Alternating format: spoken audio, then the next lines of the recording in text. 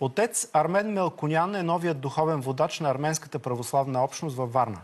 Първата литургия, която той води, беше по повод 180 години от създаването на храм Свети Саркис, след което присъства и на откриването на барелефа на създателя на съвременната арменска азбука. Какъв е пътят на отец Армен Мелконян от Близки изток до Европа и как се чувства сега в морската ни столица, разказват колегите от БНТ Варна.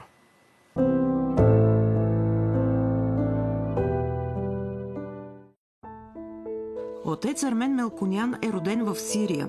Служил е в Ливан, а като гостуващ свещеник е бил в Германия и Нидерландия.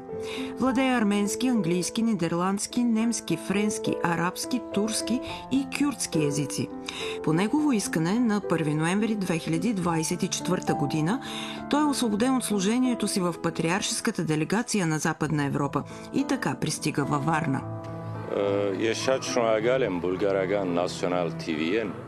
В началото на разговора ни отец Мелконян благодари на Българската национална телевизия за интереса и сподели, че най-важната мисия за него е да привлече младите хора в църквата, особено тази във Варна, където от дълги години не е имало духовен водач. Моят път от Близкия изток към Европа беше както духовен, така и личен процес на големи промени. Живях в среда, където християнската вяра често беше подложена на изпитания. Служението ми в християнската общност в Сирия създаде силни връзки с моята общност, като ми помогна да укрепя основите на вярата в трудни времена. Но там също така почувствах, че Бог ме призовава да изляза извън познатите граници, за да служа на по-широк кръг от вярващи. Преместването в Европа беше голямо предизвикателство, допълва отец Мелконян, с културата, езиците и ритуалите. Но тук започнах да възприемам мисията на арменската църква в един по-различен контекст, а именно да обединя нашите вярващи и духовното ни наследство. В България се чувствам много добре и приет с топлина.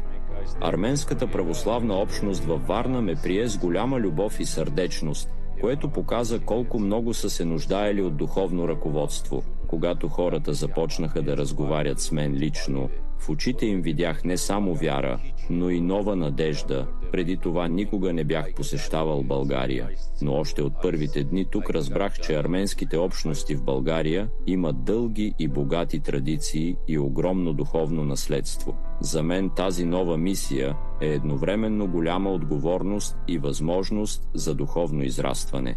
За мен е чест да бъда тук, а целта ми е да служа на този обичан народ. По време на срещата ми с църковния съвет обсъдихме нуждите на общността и предстоящите задачи. Целта ми е да задълбоча духовната връзка на членовете на общността с църквата. Разбрах, че много хора имат нужда да разберат по-дълбоко християнското учение и традициите на нашата църква. Затова планираме редовно да организираме уроци по вяра за младежи, възрастни и семейства.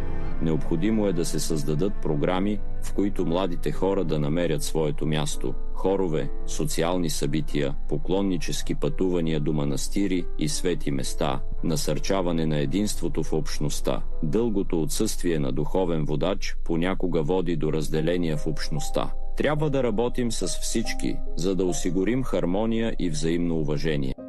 Както е в едно семейство, допълва отец Армен Мелконян. Самият той е женен с 4 деца.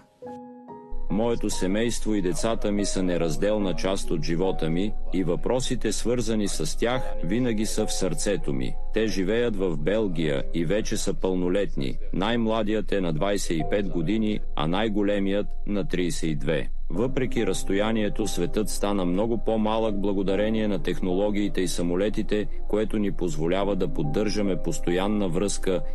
Очакванията на отец Мелконян за новата 2025 година са свързани с духовното възраждане на хората и да има мир по света. Днес светът е изправен пред множество предизвикателства – войни, нестабилност, екологични кризи, но вярвам, че всяка голяма промяна започва от отделния човек – духовно пробуждане. Нека хората се завърнат към Бога, като преодолеем безразличието, можем да изградим свят, в който всеки човек има достоен живот. Нека църквите станат светлина за света. Днес светът сякаш е на кръстопът. или ще избере пътя на любовта и хармонията, или ще продължи с гоненията и разрухата. Интересувам се от политика до толкова, доколкото тя влияе върху духовния живот, мира и справедливостта на хората.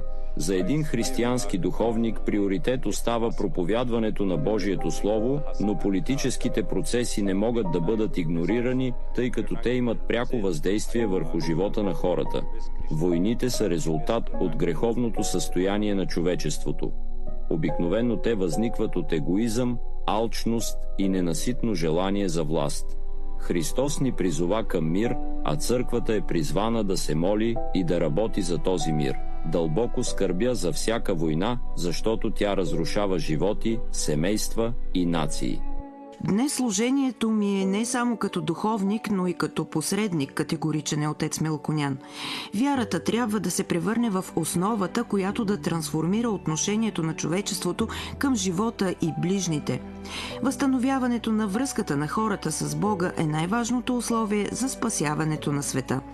Любовта като водещ принцип в Библията ясно казва: обичай ближния си както себе си. И така, според отец Мелконян, света ще стане неизбежно едно по-добро място. Светът е разнообразен с култури, религии и идеи, които трябва да се използват за взаимното обогатяване, а не като причина за разделение. Може ли вярата да направи хората по-добри? Да, без съмнение.